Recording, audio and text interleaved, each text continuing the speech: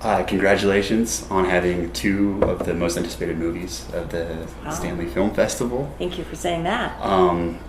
We have been waiting with bated breath for both Sunchoke and We're Still Here to come out. And again, thank you for taking the time to visit with us. Thank you. So, Stanley Film Festival. This is your first time. Right. What are your impressions? I think it's amazing. It's like a horror camp for horror geeks. I actually booked myself into this festival 9 months ago, before I knew I was going to have any films here. So I was really excited to come to it. After the first couple of years, I saw a lot of stuff on social media about how much fun everybody was having, and I thought, I want to do that. So here I am, and now I have a few films here, so that's even better. What a lucky coincidence. Yeah. So what has been the high point for you so far? The high point, probably knowing that Stuart Gordon is going to get an award today for the 30th anniversary of Re-Animator. So I think it's nice that people are recognizing him for his achievement and how this film has affected horror fans over 3 decades. And we're huge fans and had a chance to talk with Mr. Gordon yesterday, and who had absolutely glowing things to say about you and your characters. Do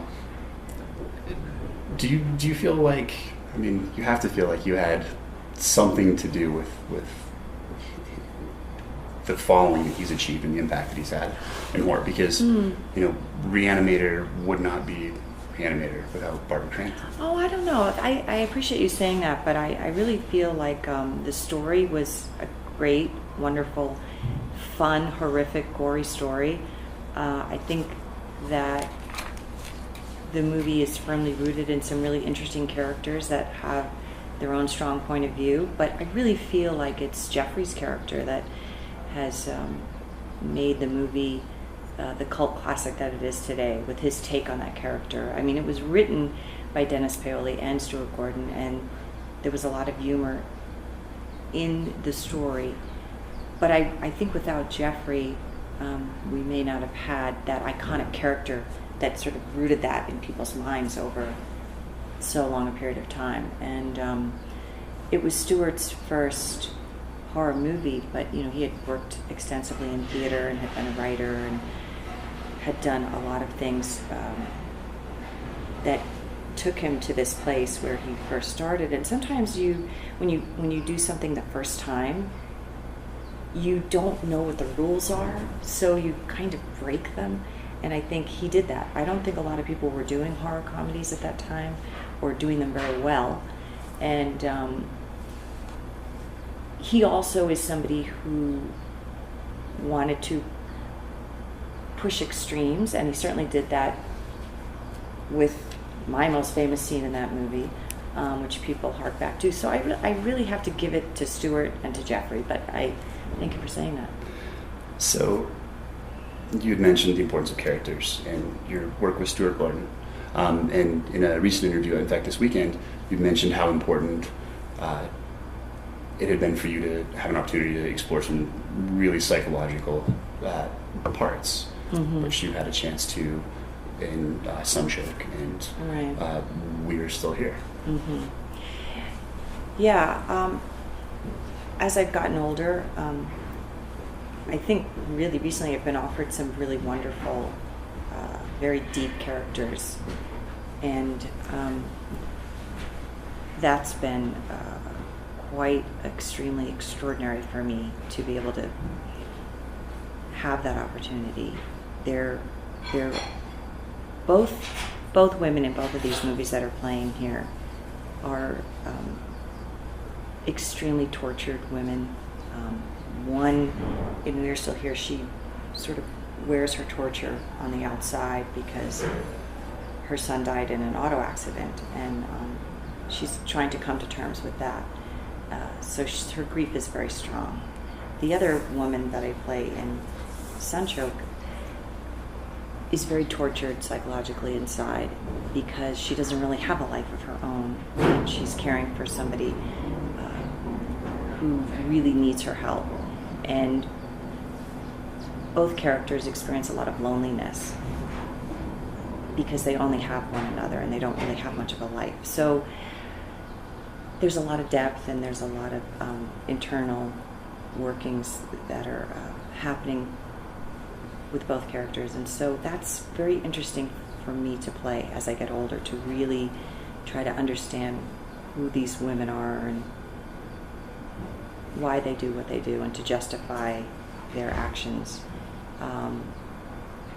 some of which are a little bit dark, especially in Sunchoke. There's some things that go on with her, Irma, which are very extremely dark and kind of unsettling. It's a very unsettling movie, and really both movies are about loneliness and are about loss. So those are kinds of characters that are just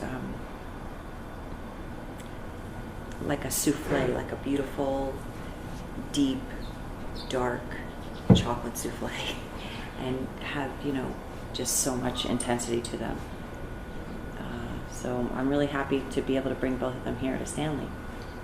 Well, thank you for bringing them. So along those lines, I think for genre fans get the question, you're such a well-adjusted person. You seem so happy. Like, why do you like this stuff? Oh, I don't know, but all the horror fans are like that. I think horror fans are probably the most well-adjusted people I know. I mean, we're all having fun. We're all like, kids in a playground, just exploring, deep, dark passion and, just what frightens you, what you love, what you're interested in. I think exploring those darker sides of yourself, it's kind of like therapy. So I feel like horror fans are the most well-adjusted, and horror fans are interested in why people do extreme things. And it's interesting because I think all storytelling just informs you about life and tells you how to be in the world. Our stories tell us how to be human, and with horror stories you kind of you get a more in-depth feeling of, okay, what am I supposed to loathe, what am I supposed to hate, what am I supposed to repel against, and what am I supposed to love, what am I going to care about. Horror movies are extreme and they take you on a ride, and they make you feel things that perhaps you wouldn't feel in your daily life, and you examine yourself through them. So I think horror fans are just the greatest, most normal people ever. Well, we like to think so. It looks like we're out of time, but thank you so much for taking the time to visit with us today. Thank you. And thank you for all that you've given us over the years. It means a lot to a lot of fans. Thank you. So, best of luck with the films this weekend.